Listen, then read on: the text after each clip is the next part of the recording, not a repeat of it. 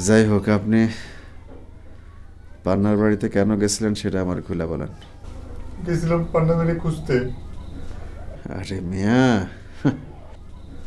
কতবার যে কত তালের কথা কইলেন। সরকার আর মমতা যদি আবার আপনার পিটান শুরু করে, আমি থামাবো?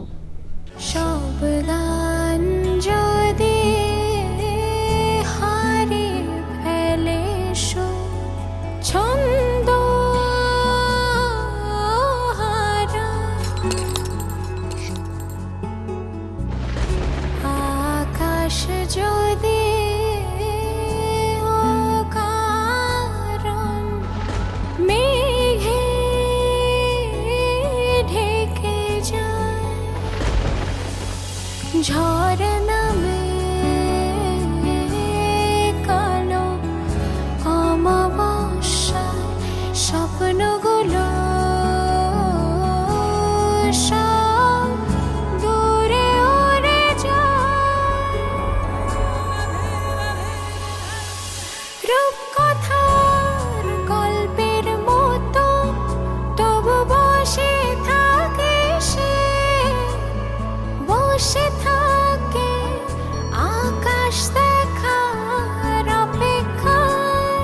রূপকথার গল্পের মতো তবু বসে থাকে সে, বসে থাকে আকাশ দেখার অপেক্ষায়। আমি বিকাশ। জি, আমি আপনার চিনি। চিনতে পারো নাই? যদি চিন্তা, সেকেন্ড কোনো কথা না বলে এক দৌড়ে বাড়ি চলে যেতা। বিকাশের সঙ্গে মতের মিল না হলে বিকাশের পথের কাটা হয়ে দাঁড়িয়ে বিকাশ তাকে সরা দেয়, এটাই তার নিয়ম। শুনতেছি বিকাশ নাকি এবার কয়েকজনটা দফারফা করে ছাড়বে, এর মধ্যে পান্নাবাবুর নাম 1 নম্বরে। নাটক থিয়েটার যদি না করতো তাহলে মুরব্বীদের মুখের উপর এভাবে কথা বলতে পারতো না, বেয়াদবিও করতে পারতো। একটা সামান্য ছেঁচড়া সন্ত্রাসীর জন্য আমাকে পলায় বেড়াইতে হইতেছে। তুমি সেই সকালে বের হয়ে যাও আর রাতে মদ খেয়ে মাতাল হয়ে ঘরে ফেরো। ঘরে অসুস্থ মেয়ের কীভাবে দিন কাটে, কিভাবে রাত কাটে, সে খবর তুমি রাখো।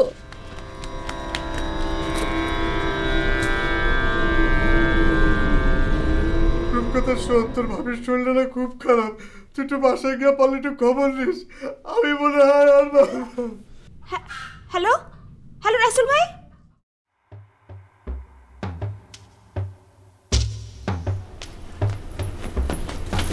রূপকথা, এই ভর দুপুরে কই যাইতেছ? মা রাসেল ভাই মনে কোনো বিপদ হয়েছে, এদিকে তার বউয়ের অবস্থা খুব খারাপ। আমি শুধু একবার তাদের বাড়ি গিয়ে ঘুরে আসি। রাইসুলের বাড়ি সদরে না? সদরে হইলেও মা, আমি শুধু একবার গিয়ে তার বউরে দেখে আসবো। কালকে কলেজ যাওয়ার সময় গিয়ে দেখলেই তো হয়, এখন এই অসময় যাওয়ার দরকার কি? ভাবি বুঝে না বুঝে কথার ভিতরে কথা বলবো না। দেখছেন মা, এই জন্যই আমি কোনো কথা বলি না। কোনো কথা বললেই আমার দোষ হয়। হ্যাঁ দোষ হয়, কারণ তুমি না বুঝে কথা বলো আর ইচ্ছা করে আমাকে ছোট করার জন্য বলো। মা আমার যাওয়া লাগবে মা, জরুরি না হইলে আমি এই অসময় বেড়াইতাম না। জরুরি তো রাইসুলের আত্মীয় স্বজন নাই, পাড়া প্রতিবেশী নাই, তোমারে যাইতে হইব কেন? কি হয়েছে মা? কি আর হইব? সদরে কোন জায়গায় কালদনি কি হইছে এইটা শুই না তোমার মাইয়ায় ভর দুপুরে দৌড়াইতেছে। সদরে কোন জায়গায় কার কি সমস্যা হয়নি বাবা? রাসুল ভাই ফোনে হাউমাউ করে কানছে, বলছে তার বউর অবস্থা খুবই খারাপ, আমি যেন তার একবার গিয়ে দেখে আসি। তারপর থেকে তার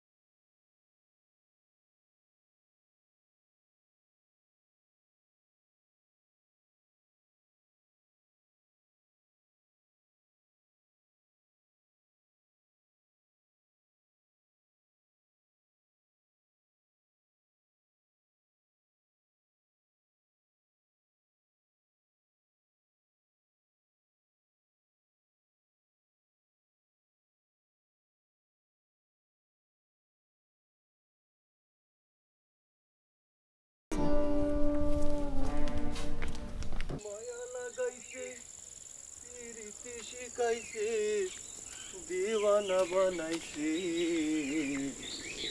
জাদু করিয়া বন্দি মায়া লাগাইছে। এই রাইসুল দাদা নাকি নিখোঁজ কিতিস, জানিস নাকি কিছু? কেন রাইসুল বাবুর দিয়ে তোর কি দরকার? গরিব মানুষ আমি, 600 টাকা তার কাছে বকেয়া পড়ছে। কতবার করে টাকাটা চাইলাম কিন্তু দিল না। এখন শুনি সে নাকি উধাও। একটা মানুষ বাসে কি মরে তার নাই কোনো খবর, আর তুই আসিস তোর বকেয়া 600 টাকা নিয়া। আরে আমি যে আমার মাসির 10,000 টাকা পাই, আমি সেই কথাই ভুলে গেছি। আরে বেচারা। অজুকান্ত দাদা, অজুকান্ত দাদা, শুনে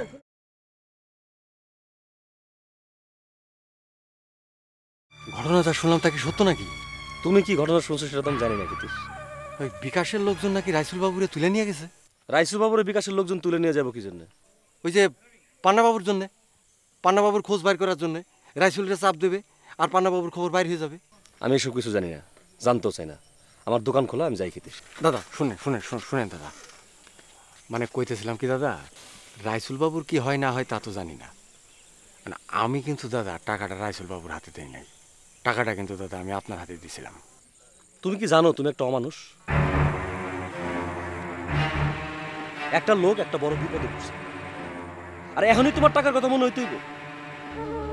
আরে পারলে তোমার ভগবানের কাছে তার জন্য দোয়া করো। টাকা নিয়ে যদি চিতাই যাবে না, আর আমিও কবরে যাব না, তাই না? বিপদে পড়ছে, আমিও তো বিপদে পড়ছি। রাইসুল ভাই, পান্নার লাগে সত্তার উকিলে জড়িত, তাই না? বিশ্বাস কর, আমার বউ, তোর ভাবি, তোর ভাবি অসুস্থ বিস্তার করে আছে, আমার একবার যাইতে দে ভাই। ওই রাইসুল ভাই কথা বললেন না, পান্নার লগে কি সত্তার উপর জড়িত, তাই না? আমি জানি না, তারপরে পান্নার ভাই খালি কইছে আজকে একবার ছাত্র উকিলের যাবো দেখা করি। সত্তার উকিল বাবা রাজনৈতিক ভাবে কমিউনিস্ট, পান্না সেও বাবা, দুইজনের খাতির এটা আমি জানতাম, কিন্তু দুইজনে মিলা যে আমাকে ধরাই দেওয়ার প্ল্যান করতেছে এটা বুঝতে পারিনি।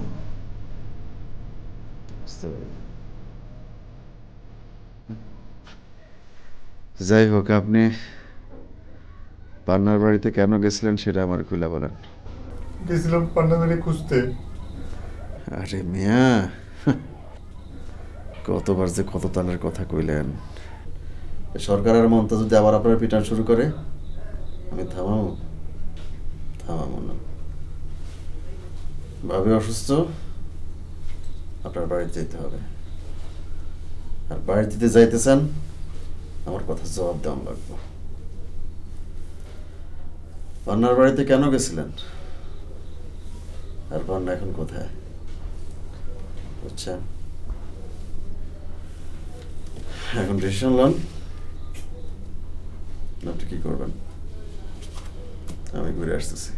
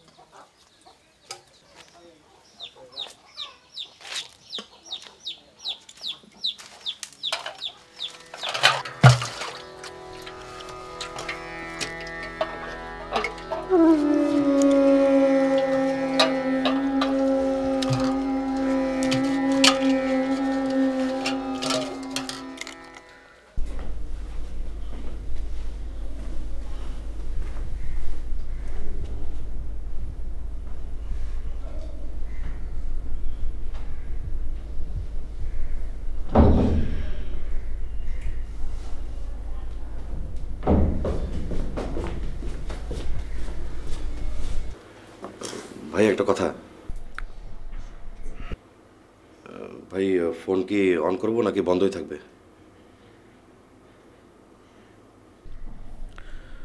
মায়াটা কি বেশি কিছু বুঝতে পারছে? যেভাবে হাউমাউ করে কান্দা উঠছে তাতে মনে হয় যা বোঝা বুঝে গেছে। ফোন খোলা রাখলে সুবিধা হইতো। পান্না বা সত্তর উকিল ফোন করলে খবরটা জানা যাইত না। থাক, ফোনটা আপাতত বন্ধই রাখ। ঠিক আছে ভাই। শোন, রাইসুলের চোখ মুখ দেখে বুঝতেছি ও পান্নার খবর জানে।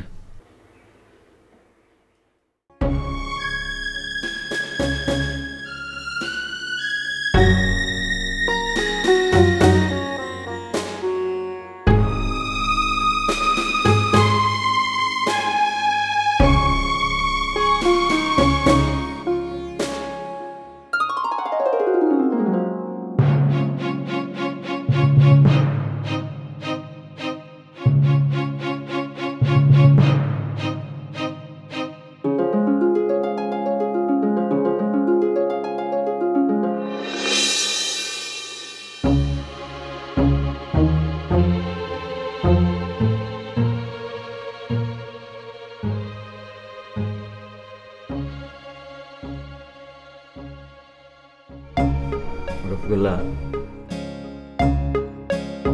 রাইসুলের বাড়ির আশেপাশে খোঁজ খবর রাখবি। ওই বাড়িতে কেউ ঢুকলে আমার জানাবি। সকালে বের হওয়ার সময় বলে গেছে পান্না ভাইয়ের বাড়িতে একটা খবর দিয়ে ডাক্তার নিয়ে আসবে। আর এখন তো বিকাল হয়ে গেছে। আপনার শরীর এখন কি অবস্থা? এখন আর তখন নাই রে বোন, আমার শরীর সবসময় খারাপ। প্রতি মাসে 7 থেকে 10 দিন বিছানায় পড়ে থাকতে হয়। এবার তো সেই 10 দিনও পার হয়ে গেছে, ভালো হওয়ার কোনো লক্ষণই নাই। কি যে হয়েছে কিছুই বুঝতেছি না রে বোন। আপনি একদম চিন্তা করবেন না ভাবি, আমি ডাক্তারের খবর দিতেছি। আর পান্না ভাইয়ের বাড়ি গিয়ে দেখি কোনো খবর পাওয়া যায় কিনা। রাসেল ভাই যখন কইছে নিশ্চয়ই পান্না ভাইয়ের বাড়ি গিয়ে কোনো খবর পাওয়া যাবে। আপনি একদম চিন্তা করেন না, আমি এখন আসি ভাবি। আপনি শুয়ে থাকেন, একদম শুয়ে থাকেন। শোন, আমি আসতেছি ডাক্তার নিয়ে।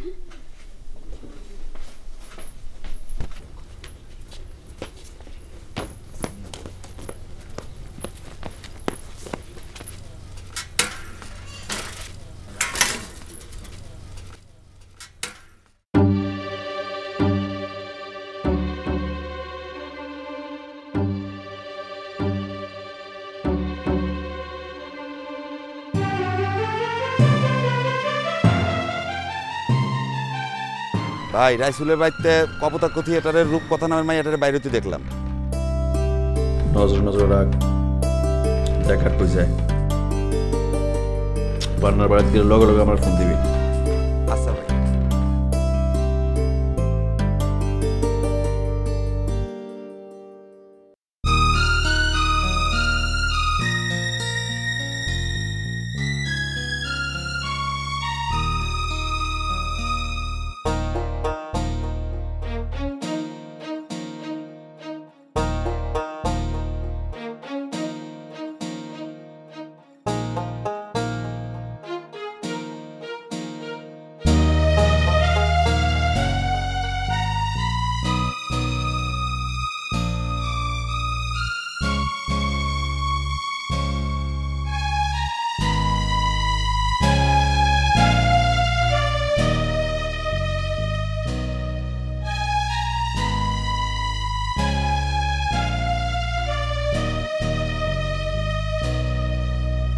বলো কি?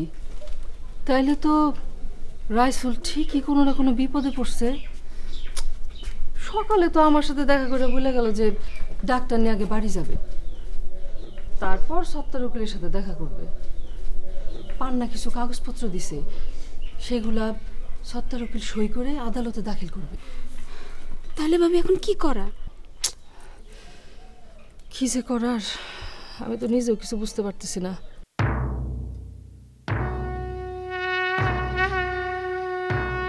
একটা ফোন যে করবো তারও তো কোনো ব্যবস্থা নাই।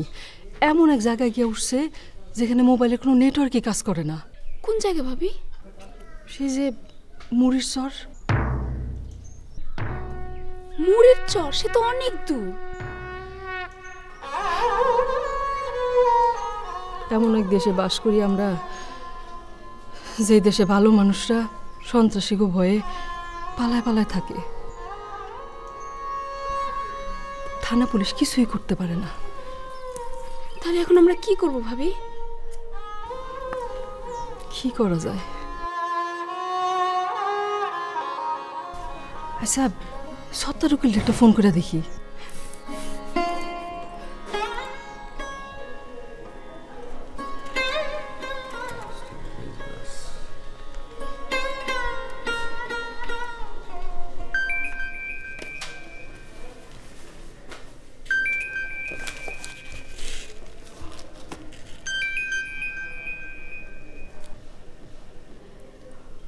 হ্যালো, আসসালামু আলাইকুম, আমি রুহি বলছি ভাইজান।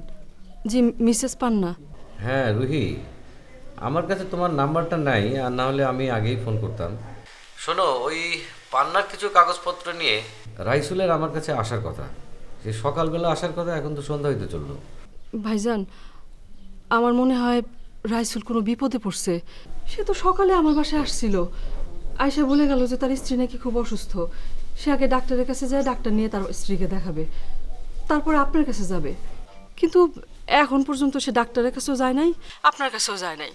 রূপকথা আপনার খবর পায়া তারে ফোন দিছিল ভাইজান। সে নাকি রূপকথার কাছে হাউমাউ করে কান্নাকাটি করে বলছে রূপকথা যেন তার স্ত্রী একটু দেখে রাখে। তারপর কথার মাঝখানে ফোনটা কাটা যায়।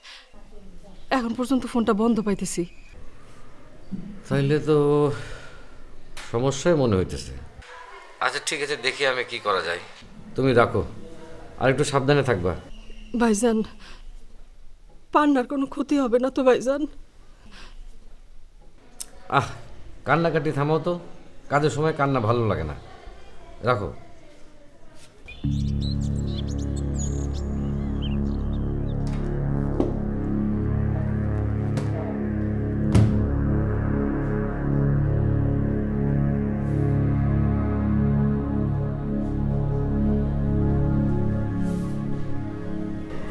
বিপদ তো তাহলে সব দিক দিয়ে ঘনায় আসতেছে।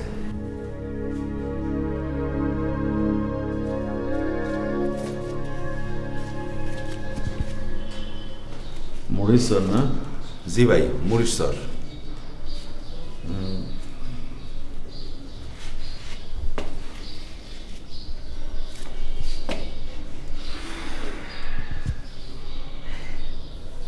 এই মাইয়াটা রূপকথা, হ্যাঁ, কেন যে বারবার এর মধ্যে হামদা।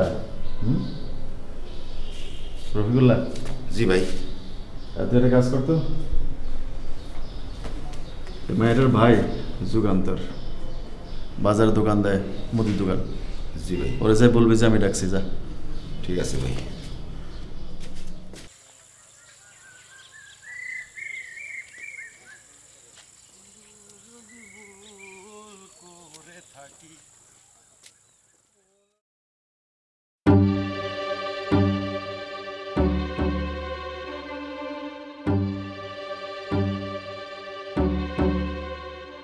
হায় হায় ভগবান, বিকাশের লোকজন দেখি যুগান্তরে ধরে নিয়ে যাইতেছি।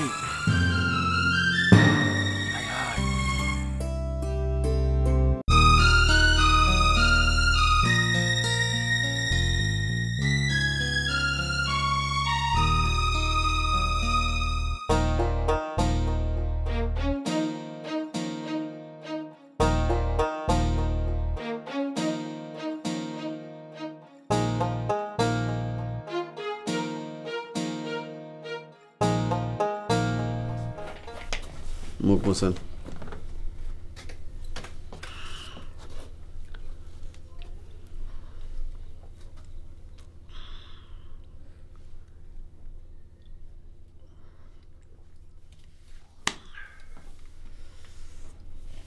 পান্না তো এখন মরিশ্বরে আছে। মরিশ্বরে কেন গেছে? মরিশ্বরে যায় না, ও ভাবছে মরিশ্বর সর্বহারাদের জায়গা। আমি সর্বহারাদের ডরে মরিশ্বরে ঢুকবো না।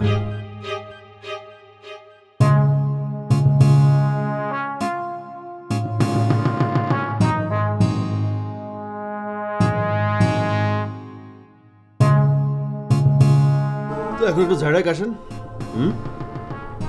তারপর বলেন মরিচরে কার বাড়িতে আছে, কার কাছে আছে? রাসেল ভাই, আমি তো যাই নাই গেছি, পান্না মরিচরে আছে। এখন আমার কাছে লুকায় তো লাভ নাই। বলে ফেলেন কোথায় আছে, কার বাড়িতে আছে, কিভাবে আছে। আপনি নিজে অন্তত বাঁচেন, নিজের বাঁচান।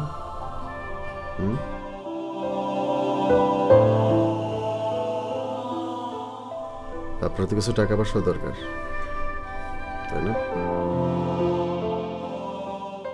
আমি আপনার কিছু টাকা পয়সা দিতে চাই। এখান থেকে ছাড়া পাওয়ার পর সোজা হাসপাতালে চলে যাবেন, চিকিৎসা নেবেন। যে ডলার খাইছেন, চিকিৎসা তো লাগবে, তাই না?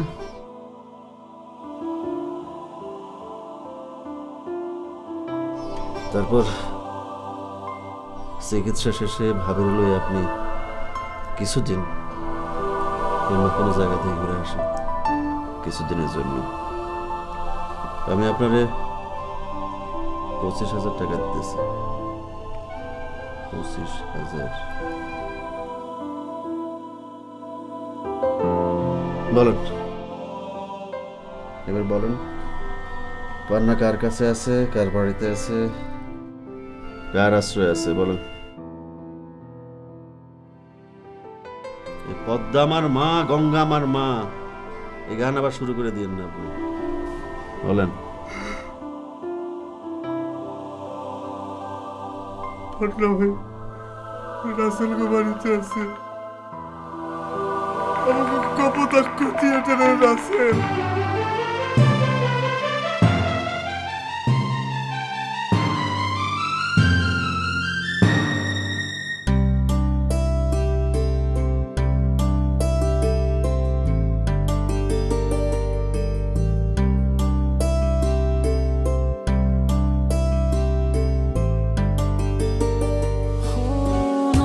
সূর্যের ঘাম যদি যায় থেমে যায়, বিষণ্ণ সূর্য আধারে হারায়, শকুনের উল্লাসে আকাশ ঢেকে যায় লজ্জা, স্বপ্নের পাখিরা ডানা ঝাপটায় নীল যন্ত্রণা। ঝড় নামে কালো অমাবস্যা, স্বপ্নগুলো সব দূরে উড়ে যায়, রূপকথা